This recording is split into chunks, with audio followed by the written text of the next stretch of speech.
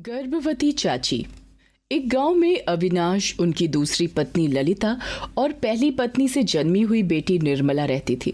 उनके पड़ोस में ही अविनाश के भाई राजदीप और उनकी पत्नी देवकन्या रहते थे।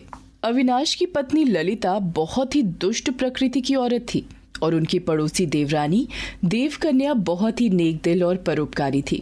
जब अविनाश की पहली पत्नी का देहांत हुआ था तब देवकन्या ने ही निर्मला बिटिया को संभाला था। अविनाश की दूसरी शादी होने के बाद ललिता बिटिया निर्मला को बहुत कष्ट देने लगी थी।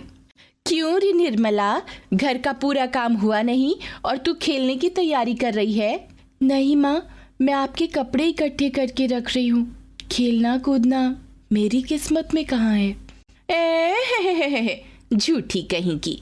तू पापा के साथ उस दिन कितना खेली थी और कहती है खेलना कूदना किस्मत में कहाँ है। क्या करूँ माँ, आप कहीं बाहर गई हुई थी।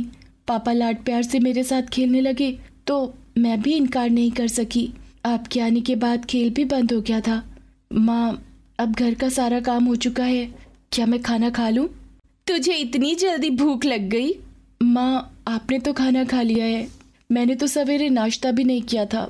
अब बहुत जोरों की भूख लग गई है। रुक जा, भूख से मर नहीं जाएगी। मैं खाना निकाल कर दूंगी। तू पूरी कुलक्षणी है, रसोई का खाना कभी मत छूना। ललिता ने निर्मला के लिए थोड़ा सा खाना निकाला और 2 कल की बासी रोटी थाली में डाल दी। निर्मला चुपचाप खाना खाने लगी। इसी बीच पड़ोस का मोती कुत्ता भी आ गया। ललिता ने 2 ताजी रोटी मोती के आगे डाल दी। मोती निर्मला की थाली देखने लगा और चुपचाप खड़ा रहा, जैसे उसे ताजी और बासी का फर्क मालूम हो गया था। खा लो मोती, मैं भी खा रही हूँ। निर्मला के कहने पर मोती खाने लगा। इतने में पड़ोस की चाची देवकन्या आ गई। आओ देवकन्या, सब कुछ ठीक ठाक है? दीदी, बाकी सब तो ठीक है। आप तो जानती ही हो कि अब हमारे घर कुछ ही महीनों में नया मेहमान आने वाला है। मुझे आपकी मदद की जरूरत होगी।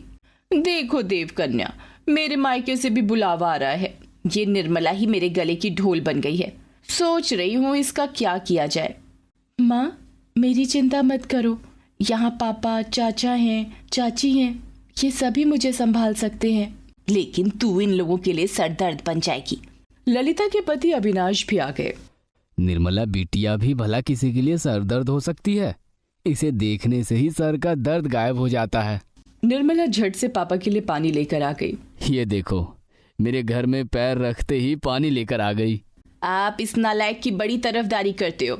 ये कोई काम ठीक से नहीं करती है। खाने के लिए अच्छा, पहनने के लिए अच्छा चाहिए, काम के नाम पर इसे बुखार आ जाता है। इसे कोई गोद भी नहीं लेगा, नहीं तो हम खुशी खुशी दे देते। क्या कह रही हो दीदी, कितनी प्यारी बिटिया है। ना जाने आपको इसके गुण क्यों नहीं दिखाई देते हैं। कुछ महीने बीत गए। ललिता ने जब देख लिया कि उसकी देवरानी देवकन्या के 9 महीने पूरे होने वाले हैं तो वो अपने मायके चली गई। निर्मला ने अपनी चाची का ध्यान रखना शुरू कर दिया। चाची, आपने फल नहीं खाए, चलो खा लो। खा लूंगी बिटिया, अभी इच्छा नहीं है। आप आलस करती हो, आपको टाइम टाइम से फल खाना चाहिए। अब रात को मैं आपके साथ ही सोऊंगी। ठीक है बेटी। एक दिन सवेरे निर्मला के चाचा राजदीप ड्यूटी पर चले गए। निर्मला की चाची देवकन्या के पेट में दर्द होने लगा। चाची, आप चिंता मत करो, मैं आपको अस्पताल ले चलूंगी। निर्मला ने अपने पास कुछ रुपए ले लिए और अपना गुल्लक भी ले लिया। चाची, आप जरा सा रुक जाइए, आज टैक्सी की हड़ताल है, मैं दूसरा कोई साधन लेकर आती हूँ। निर्मला पड़ोस के सुबोध बाबू के यहाँ चली गई। चाचा, मेरी चाची के पेट में बहुत दर्द हो रहा है, उन्हें तुरंत अस्पताल ले जाना होगा। आपके पास गाड़ी है? अगर मदद करते थे तो बड़ा अच्छा होता। सॉरी बेटा, मेरी गाड़ी खराब है। निर्मला निराश हुई लेकिन हिम्मत बांधकर सड़क की तरफ दौड़ पड़ी। उसे एक बैलगाड़ी दिखाई पड़ी। बैलगाड़ी वाले भाई साहब, मेरी मदद कीजिए। अरे तुम्हें क्या हो गया है? भैया, मेरी चाची को बच्चा होने वाला है, उनके पेट में बहुत तकलीफ है। लेकिन मुझे घर जाना है। इतने में निर्मला का कुत्ता मोती वहां दौड़ कर आ गया। वो बड़ी जोर से बैलगाड़ी वाले के पास आकर भौंकने लगा। ऐसा लगा जैसे उसे काट लेगा। अरे, ये कुत्ता किसका है? मुझे काट लेगा। मोती, चुप हो जाओ, इन्हें मत सताओ, ये तो हमारे मददगार हैं, पूरे वफादार हैं। हाँ, इस कुत्ते को रोक लो, आप लोग जो कहेंगे मैं करूँगा। निर्मला ने देवकन्या को उसी बैलगाड़ी पर बिठा दिया और अस्पताल की तरफ बैलगाड़ी चल पड़ी। मोती भी उनके साथ बैठ गया था। भैया, गाड़ी तेज चलाना। मोती भी भौंकने लगा तो बैलगाड़ी वाले ने चाल बढ़ा ली।